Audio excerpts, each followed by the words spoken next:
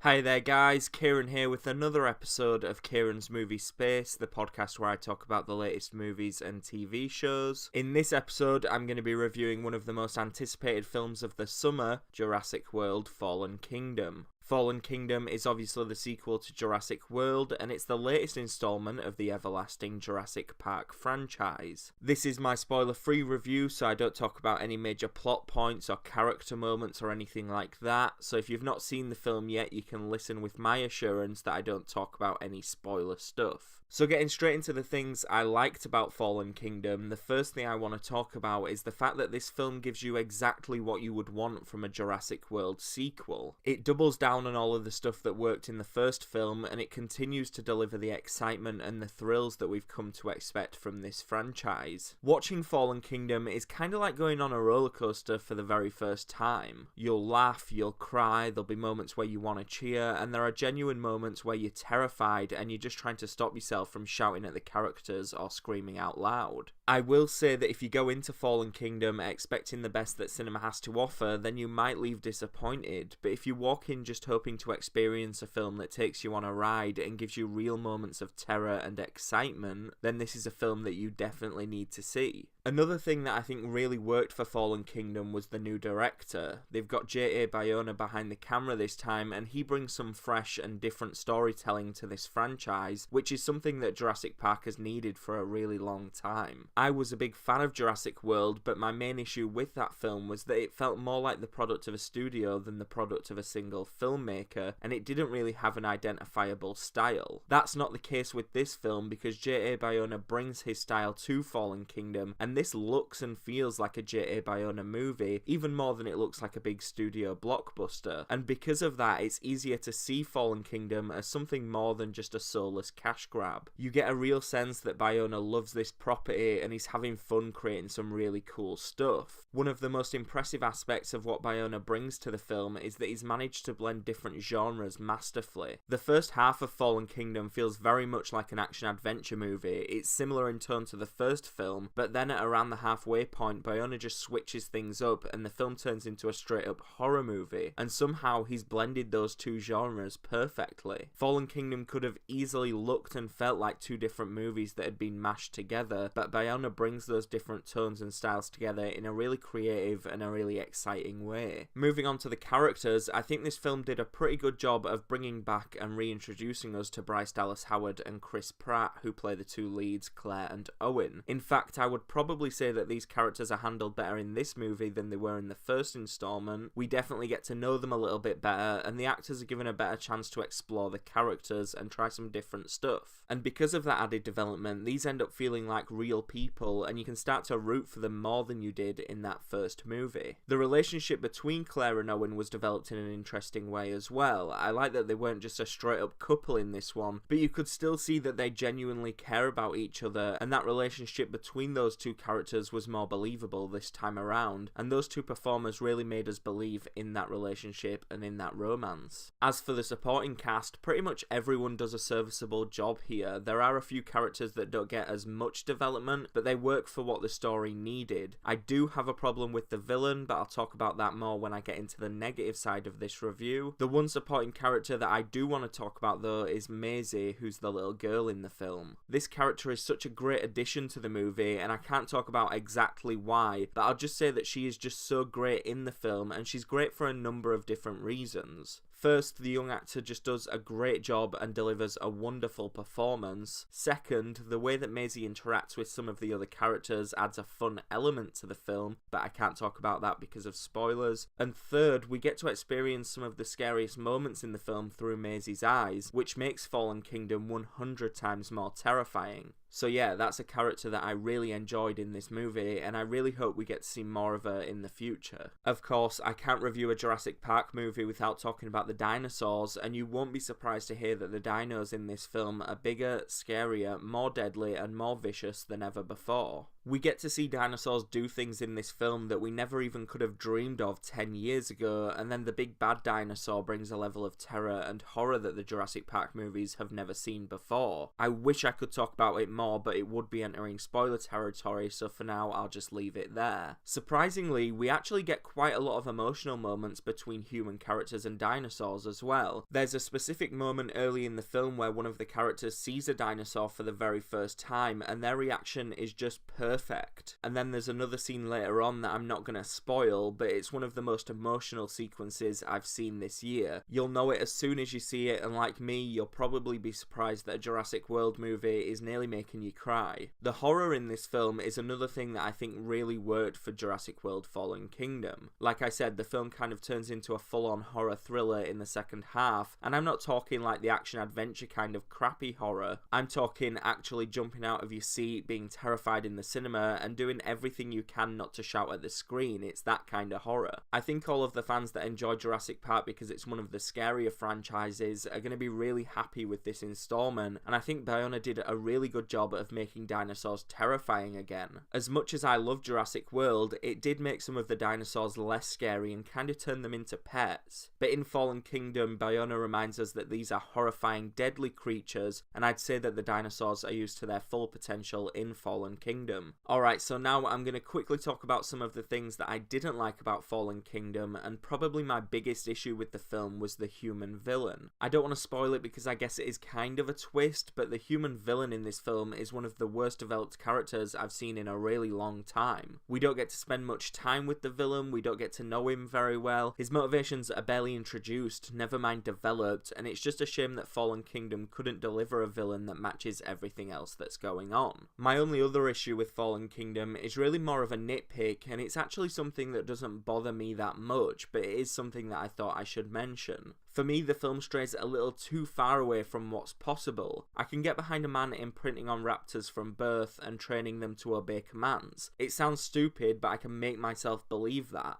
Some of the stuff that happens in Fallen Kingdom, though, is too unbelievable for me to even force myself to get behind it. But with that said, I don't go to see Jurassic Park movies because they're believable. I go because I like seeing dinosaurs eat people, and Fallen Kingdom gives me plenty of that, which is why I'm not too bothered about certain moments being unrealistic. Overall, Jurassic World Fallen Kingdom is a thrilling, terrifying, shocking ride that fans of the franchise will undoubtedly love. It's certainly not a perfect movie, I do have some problems with it, but it's a step up from the first installment and it delivers everything you would want from a Jurassic World sequel. In a lot of ways, I'd say that Fallen Kingdom is the perfect summer movie. Don't think about it too much, just go see it on the biggest screen possible, grab a bag of popcorn and just enjoy. To score Jurassic World Fallen Kingdom out of 10, I'm going to go with a solid 8. Like I said, I had a really good time with this film and I can't wait to see what they've got planned for that third installment. But for now, that's it for my review of Jurassic World Fallen Kingdom. Thanks for listening to this episode of Kieran's Movie Space. Make sure you check out my Twitter and Facebook pages for updates, and please like and share this episode. I'll be back really soon with some more content, so make sure you subscribe, and before you click away, let me know what you thought of Jurassic World Fallen Kingdom in the comment section below. Again, thanks for listening, I'll see you in the next episode.